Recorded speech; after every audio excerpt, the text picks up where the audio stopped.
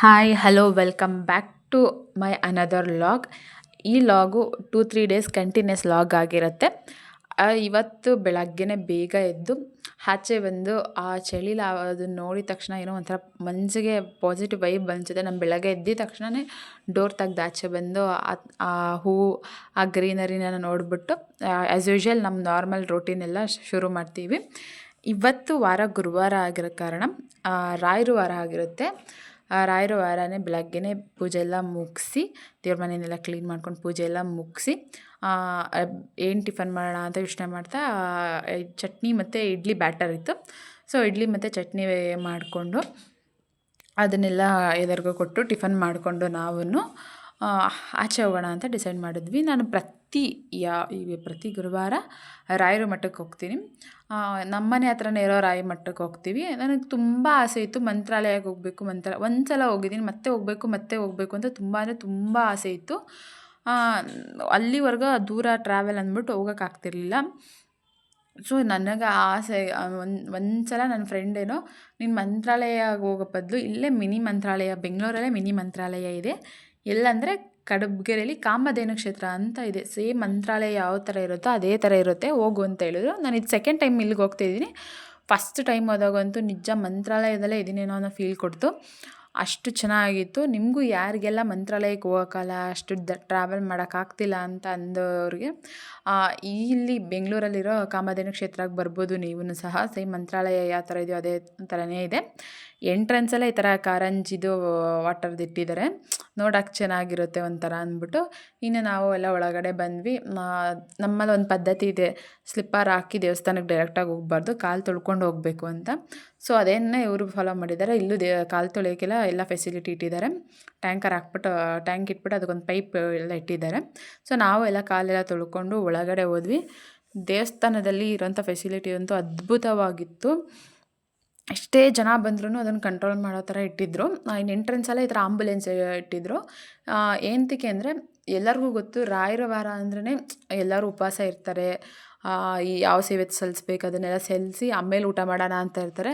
So ಆ ಥರದವರೆಲ್ಲ ದೇವಸ್ಥಾನಕ್ಕೆ ಬಂದಾಗ ಸುಸ್ತಾಗೋದು, ತಲೆ ಸುತ್ತು ಬೀಳೋದು, ಕೆಲವರು ಹೆಜ್ಜೆ ನಮಸ್ಕಾರ ಉಳ್ಳು ಸೇವೆ ಮಾಡಿದಾಗೆಲ್ಲ ಅವರಿಗೆಲ್ಲ ಮೂರ್ಛೆ ತಪ್ಪೋದು ಆ ಥರ ಆದಾಗ ಎಮರ್ಜೆನ್ಸಿಗೆ ಅಂದ್ಬಿಟ್ಟು ಆಂಬುಲೆನ್ಸು ಸಹ ಅಲ್ಲೇ ಇಟ್ಟಿದ್ದರು. ಇನ್ನು ನಾವು ದೀಪ ಸೇವೆ ಮಾಡೋಣ, ದೀಪದಾರತಿ ಮಾಡೋಣ ಅಂದ್ಬಿಟ್ಟು ಬಂದ್ವಿ. ನಾವು ಹೋಗೋಷ್ಟೆಲ್ಲ ಅಲ್ಲೆಲ್ಲ ಕ್ಯೂ ನಿಂತಿದ್ದು. ಇಲ್ಲಿ ಕ್ಯೂ ಫೆಸಿಲಿಟಿ ಹೇಗಿತ್ತು ಅಂದರೆ ಎರಡು ಸೈಡ್ ಕೌಂಟರ್ ಇಟ್ಟಿರು, ಜಾಸ್ತಿ ಕ್ಯೂ ಆಗಬಾರ್ದು, ಈಗ ಜಾಸ್ತಿ ರಶ್ ಆಗಬಾರ್ದು ಅಂದ್ಬಿಟ್ಟು. ಆಮೇಲೆ ದೀಪದ ಆರತಿ ಟಿಕೆಟ್ ಹೇಗಿತ್ತು ಅಂದರೆ 5 ಬತ್ತಿಗೆ 30 ರೂಪಾಯಿ ಆ್ಯಂಡ್ 9 ಬತ್ತಿಗೆ 60 ರೂಪಾಯಿ. ಆ ಥರ ಬತ್ತಿಗಳ ಮೇಲೆ ಕೌಂಟ್ ಇತ್ತು. ಆಚೆಯಿಂದ ನೀವು ಯಾವುದೇ ತುಪ್ಪದ ಬತ್ತಿ ಆರತಿ ಮಾಡ್ತೀವಿ ಅಂತ ತೊಗೊಂಡೋದ್ರೆ ಅದು ಅಲೋ ಇಲ್ಲ.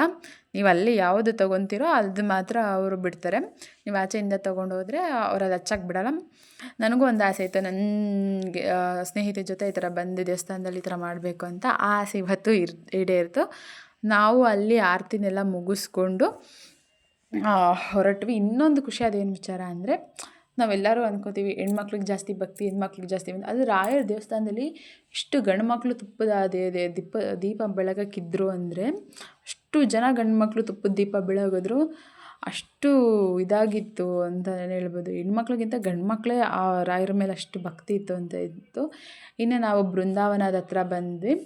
ರಾಯರ ದರ್ಶನ ಮಾಡೋಣ, ಬೃಂದಾವನದ ದರ್ಶನ ಮಾಡೋಣ ಅಂತ ಅಂದ್ಬಿಟ್ಟು. ಇಲ್ಲೂ ಅಷ್ಟೇ ಡಬಲ್ ಕ್ಯೂ ಸಿಸ್ಟಮ್ ಇತ್ತು. ಎರಡು ಸೈಡು ಇರೋದ್ರಿಂದ ಜಾಸ್ತಿ ರಶ್ ಅಂತ ನಮಗೆ ಫೀಲ್ ಆಗಿಲ್ಲ.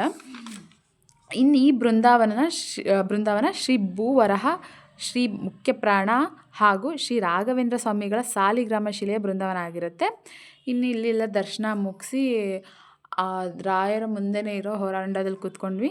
ರಾಯರ ಪ್ರಾರ್ಥನೆ ಮಾಡ್ತಾ ಇರಬೇಕಾದ್ರೆ ನನಗಲ್ಲಿ ಅವ್ರು ಹಾಕಿರ್ತಾರಲ್ಲ ಬ್ಯಾರಿಕೇಟರು, ಅಲ್ಲೊಂದು 2 ಲೈನ್ಸ್ ಹೋದೆ. ತುಂಬ ಮನಸ್ಸಿಗೆ ಒಂಥರ ದೇವಸ್ಥಾನ ಅಂದ್ರೆ ಪಾಸಿಟಿವ್ ಎನರ್ಜಿ, ಅದರಲ್ಲೂ ಆ ಲೈನ್ಸ್ ಓದಿದ ತಕ್ಷಣ ಇನ್ನೂ ಪಾಸಿಟಿವ್ ಎನರ್ಜಿ ಫೀಲ್ ಆಯಿತು ನನಗೆ.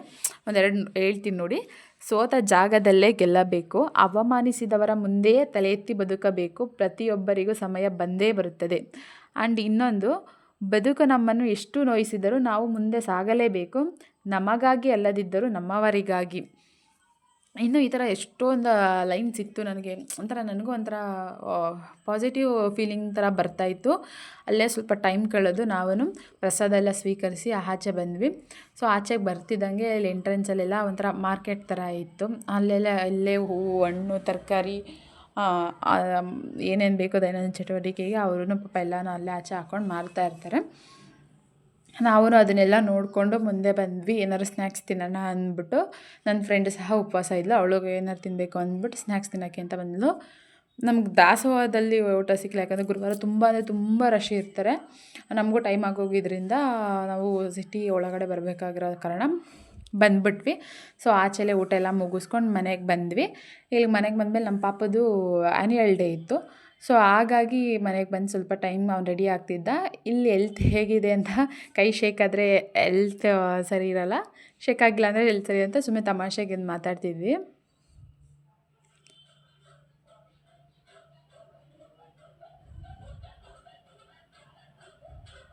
ಇನ್ನು ಪಾಪುನೂ ಕರ್ಕೊಂಡು ಸ್ಕೂಲ್ ಹತ್ರ ಬಂದ್ವಿ. ಅಲ್ಲೇ ಎಲ್ಲರೂ ರೆಡಿ ಮಾಡ್ತಾಯಿದ್ರು. ಒಂದು 6:30 ಆಗಿತ್ತು ಆಲ್ರೆಡಿ. ನಾವೂ ಎಲ್ಲ ಸ್ಕೂಲ್ ಹತ್ರ ಬಂದ್ವಿ. ನೋಡ್ತಾ ಇರ್ಬೋದು ನೀವೇ ಅಲ್ಲಿ ಎಷ್ಟು ಜನ ಚೇರ್ ಹಿಡ್ಕೊಂಡು ಕೂತಿದ್ದಾರೆ ಅಂದ್ಬಿಟ್ಟು. ಇನ್ನು ಫಂಕ್ಷನ್ ಎಲ್ಲ ಸ್ಟಾರ್ಟ್ ಆಯಿತು.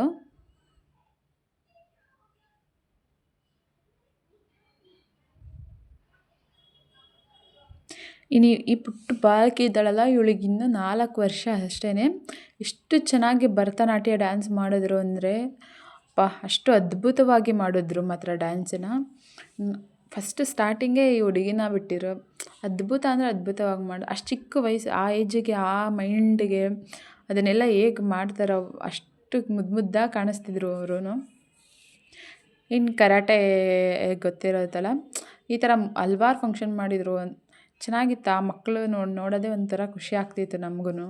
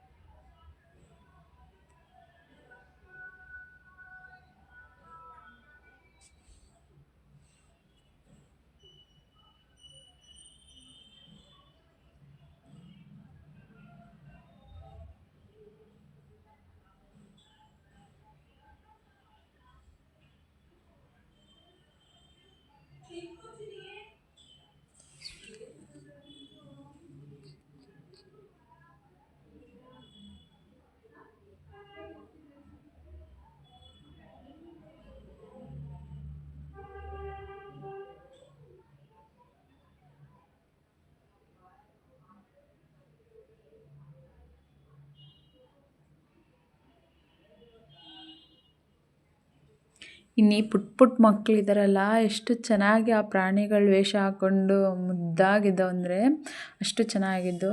ಇನ್ನು ಎಲ್ಲ ಒಂದೊಂದೇ ಫಂಕ್ಷನ್, ಒಂದೊಂದೇ ಪ್ರೋಗ್ರಾಮ್ ಮಕ್ಕಳದ್ದು ಮುದ್ದಾಗಿ ಒಂದೊಂದೇ ಕಾರ್ಯಕ್ರಮಗಳನ್ನ ಕೊಡ್ತಾಯಿದ್ರು. ನಾವೆಲ್ಲ ನೋಡ್ಕೊಂಡು ಬಂದ್ವಿ. ಮತ್ತು ನೆಕ್ಸ್ಟ್ ಎಲ್ಲಮ್ಮನ ಡ್ಯಾನ್ಸ್ ಇತ್ತು. ಇದಂತೂ ಆ ತಾಯಿನೇ ಎದ್ದು ಬರೋ ಥರ ಮಾಡಿದ್ರು ಡ್ಯಾನ್ಸ್ ಅಂತೂ. ತುಂಬಾ ಅದ್ಭುತವಾಗಿತ್ತು ಅಂತಲೇ ಹೇಳ್ಬೋದು. ಹಾಗೆ ಅಲ್ವಾ ಆ ಮಕ್ಕಳುಗಳು ಎಷ್ಟು ಶ್ರದ್ಧೆಯಿಂದ ಆ ಡ್ಯಾನ್ಸ್ಗಳನ್ನ ಮಾಡ್ತಿರ್ತವೆ ಅಂದರೆ, ಎಷ್ಟೋ ದಿನದಿಂದ ಎಫರ್ಟ್ ಹಾಕಿ ಆ ಡ್ಯಾನ್ಸ್ಗಳನ್ನ ಕಲಿತಿರ್ತಾರೆ. ಅದನ್ನು ಡ್ಯಾನ್ಸ್ ಮೇಲೆ ಪ್ರೆಸೆಂಟೇಷನ್ ಮಾಡಬೇಕಾದ್ರೆ ಎಷ್ಟು ಚೆನ್ನಾಗಿ ಮಾಡಿರ್ತಾರೆ. ಇನ್ನು ನಮ್ಮ ಪಾಪದ್ದು ಡ್ಯಾನ್ಸ್ ಬಂತು. ಅವನದು ಡ್ಯಾನ್ಸ್ ಎಲ್ಲ ನೋಡಿಕೊಂಡು ನಾವೂ ಇನ್ನೇನು ಅಂದ್ಬಿಟ್ಟು ಬಂದ್ವಿ ಮನೆ ಹತ್ರ. ನಮ್ಮ ಪಾಪು ಇದ್ದಾನಲ್ಲ, ಅವ್ನು ಜಾಸ್ತಿ ಯಾರ ಹತ್ರನೂ ಅಷ್ಟು ಮಿಂಗಾಗಲ್ಲ. ಬಟ್ ಅವನು ಈ ಸ್ಟೇಜಲ್ಲಿ ಅಷ್ಟು ಬ್ರೇವಾಗಿ ಡ್ಯಾನ್ಸ್ ಮಾಡ್ತಿದ್ದಾನೆ ಅನ್ನೋದೇ ಒಂದು ದೊಡ್ಡ ಖುಷಿ ಅನಿಸುತ್ತೆ ನಮಗೆ. ಸೊ ಈ ಥರ ಫಂಕ್ಷನ್ಸ್ ಎಲ್ಲ ಮಾಡಿದಾಗ ಅವ್ರಿಗೂ ಒಂದು ಧೈರ್ಯ ಅನ್ನೋದು ಬರುತ್ತೆ.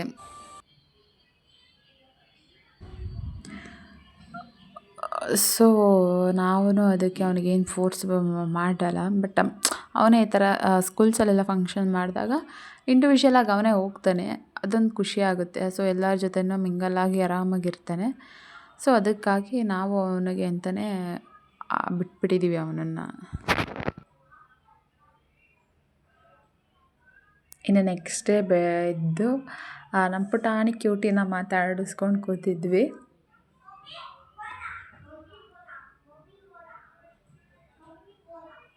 ಇವರಿಬ್ಬರು ಇದ್ದಾರಲ್ಲ, ಇವರಿಬ್ಬರು ಅಣ್ಣ ತಂಗಿ. ಬಟ್ ಇವನಿದ್ದಾನಲ್ಲ ಹೆವಿ ತೀಟೆ ಮಲ್ಲ ಇವನು. ಸೊ ಅವಳು ಏನಾರ ಹಿಡ್ಕೊಂಡು ಎಲ್ಲ ಕಿತ್ಕೆ ಎಸೆದಿರ್ತಾನೆ. ಬಟ್ ಇವಳು ಕ್ಯೂಟಾಗಿ ಅವನ ಜೊತೆ ಆಟ ಆಡ್ಕೊಂಡಿರ್ತಾಳೆ. ಆ 2 ಜಡೆ ನಾನೇ ಹಾಕಿರೋದೆ, ಚೆನ್ನಾಗಿದೆಯಾ ಕಮೆಂಟ್ ಮಾಡಿ. ಇನ್ನು ನಾವು ಟಿಫನ್ ಎಲ್ಲ ಮುಗಿಸ್ಕೊಂಡು ಆಚೆ ಹೋಗೋಣ ಅಂತ ಬಂದ್ವಿ. ಸೊ ಹಂಗೆ ಆನ್ ದ ವೇ ಈ ಶಾಪ್ ಕಾಣಿಸ್ತು. ನಾವು ಏನಾದ್ರು ಸ್ವಲ್ಪ ಶಾಪ್ ಮಾಡೋಣ ಅಂತ ಬಂದ್ವಿ. ಇಲ್ಲೆಲ್ಲ ಸ್ವಲ್ಪ ಸ್ಟಿಕ್ಕರ್ಸು, ಬಿಂದೀಸು, ಆಮೇಲೆ ಕ್ಲಿಪ್ಸಸ್ ಎಲ್ಲ ತೊಗೊಂಡು, ಪಾಪು ಇದ್ಲಲ್ಲ ಅವಳಿಗೂ ಏನಾದ್ರು ಆಟ ಸಾಮಾನು ತೊಗೊಂಡು ಹೋಗೋಣ ಅಂದ್ಬಿಟ್ಟು ತೊಗೊಂಡೋದ್ವಿ. ಮಕ್ಳುಗಳನ್ನೆಲ್ಲ ಇನ್ನೂ 2 ಮಕ್ಕಳನ್ನೆಲ್ಲ ಮನೇಲೇ ಬಿಟ್ಬಿಟ್ಟು ಹೋಗಿದ್ವಿ. ಸೊ ನಾವು ಅದಕ್ಕೆ ಬೇಗ ಏನಾದರೂ ತೊಗೊಳ್ಳೋಣ ಅಂದ್ಬಿಟ್ಟು ಈ ಬಾಲ್ಸ್ ಇದೆಯಲ್ಲ, ಈ ಬಾಲ್ಸ್ ಒಂದು ತೊಗೊಂಡು ನಾವು ಆಚೆ ಬಂದ್ವಿ. ಸೊ ಈ ಥರ ಅಂಗಡಿಗಳು ಬಂದಾಗ ಒಂದೇ ಅಂಗಡಿನಲ್ಲಿ ಕನ್ಫ್ಯೂಷನ್ ಆಗೋಲ್ಲ ನಮ್ಗೆ ಏನೇನು ತೊಗೋಬೇಕು, ಏನೇನು ತೊಗೋಬಾರ್ದು ಅಂತ. ಸೊ ಎಲ್ಲ ಒಂದೇ ಹತ್ರ ಸಿಗೋದ್ರಿಂದ ನಮ್ಗೆ ಏನೇನು ನೀಡು ಇರುತ್ತೆ ಒಂದೇ ಹತ್ರ ಸಿಗುತ್ತೆ. ಇದನ್ನು ನೋಡಿ, ಇವಾಗ ಟ್ರೆಂಡಿಂಗಲ್ಲಿ ಇದೆಯಲ್ಲ ಕ್ಲಿಬ್ಬು, ಉಲ್ಲನ್ ಕ್ಲಿಬ್ಬು, ಅದಂತರ ಸಾಫ್ಟ್ ಫೀಲ್ ಆಗುತ್ತಲ್ವ ನಮಗೆ. ಅದಕ್ಕೆ ನಾನು ಅದನ್ನು ನೋಡ್ತಿದ್ದೆ ಹೇಗಿದೆ ಅಂದ್ಬಿಟ್ಟು. ಬಟ್ 1, 2, 3 ಟೈಮ್ಸ್ ಯೂಸ್ ಮಾಡೋದಾದರೆ ಓಕೆ. ಬಟ್ ಆಮೇಲಾದರೆ ಸ್ವಲ್ಪ ಗಲೀಜಾಗೋ ಥರ ಫೀಲ್ ಆಗುತ್ತೆ. ಸೊ ನಾನು ಬೇಡ ಅಂದ್ಬಿಟ್ಟು ಇಟ್ಬಿಟ್ಟು ಬೇರೆ ಏನಾದರೂ ನೋಡೋಣ ಅಂದ್ಬಿಟ್ಟು ನೋಡ್ತಾಯಿದ್ದೆ. ಸೊ ಎಲ್ಲನೂ ತೊಗೊಂಡು ಬಿಲ್ ಮಾಡಿಸ್ಕೊಳ್ಳೋಣ ಅಂತ ಬಂದ್ವಿ. ಬಿಲ್ ಮಾಡಿಸ್ಕೊಂಡು ಹೊರಟೋಣ ಅಂದ್ಬಿಟ್ಟು. ಈ ಥರ ವೀಡಿಯೋಸ್ ನಿಮಗಿನ್ನೂ ಇಷ್ಟ ಆದರೆ like, share, comment and subscribe my channel.